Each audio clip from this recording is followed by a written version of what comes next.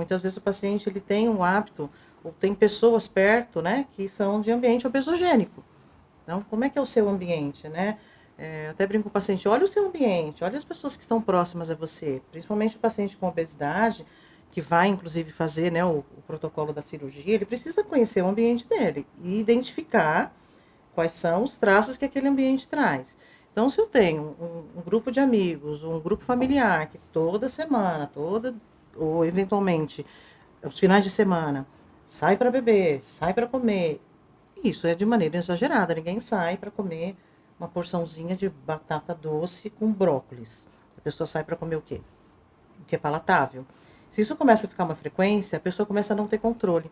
E aí ela começa a migrar de um exagero que é eventual para um distúrbio alimentar. Um distúrbio que vai levar à compulsão. Que aí você começa a identificar comportamentos mesmo de rotina. A rotina desse paciente começa a mudar em relação à alimentação. Então, tudo que ele começa a fazer precisa ter alimento junto. Esse exemplo que o Dr. Nelson trouxe é muito importante, e eu trago isso para os pacientes também, que é a afetividade que o alimento nos traz. Né? O alimento ele é afetivo. Né? Você citou a questão dessa situação, né, do bolo, da avó, e eu lembro de alguns pacientes que falam sobre isso. A gente identifica, né? O que você mais gosta de comer e qual o significado disso. A gente sempre tem um significado emocional.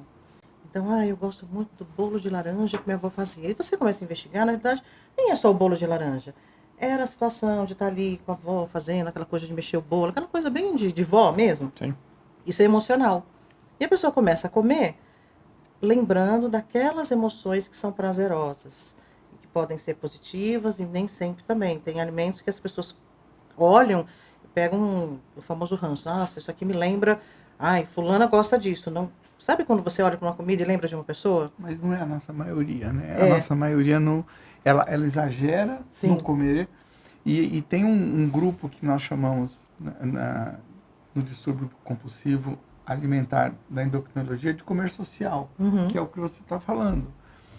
Nós nunca tivemos tanto situação social como tinha. Né? Antigamente não havia tanta festinha, não havia tanto happy hour, não havia tanto churrasco. Era tudo muito mais restrito, né? Era muito mais restrito. Hoje em dia a gente ganha peso e vai para esses locais, não é comida saudável, de qualidade. É comida Tipo aquela história de que ninguém chama você para comer uma rúcula. Não. Ou um alface, ou coisas do tipo, né? Toda sexta-feira. E pode observar, até se você for comer hour. isso, né? As pessoas estranham. Nossa, mas você vai comer sexta-feira, você vai comer uma salada?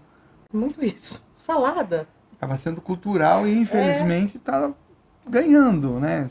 Você não gasta, você acumula.